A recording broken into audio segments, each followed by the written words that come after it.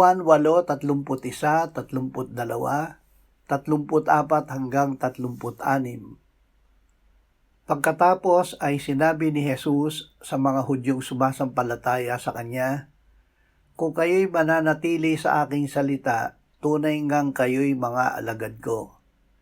At inyong malalaman ang katotohanan, at ang katotohanan ang magpapalaya sa inyo.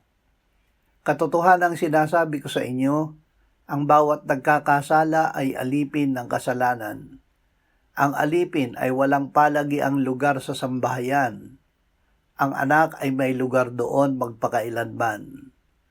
Kaya't kung kayo'y palayain ng anak, kayo'y magiging tunay na malaya." Tunay na kalayaan.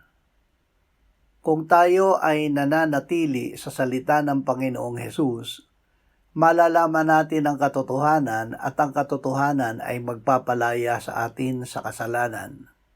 Ang pinalaya ng Panginoong Hesus ay tunay na malaya na sa kasalanan. Nilinis at pinadalisay na niya ang ating puso.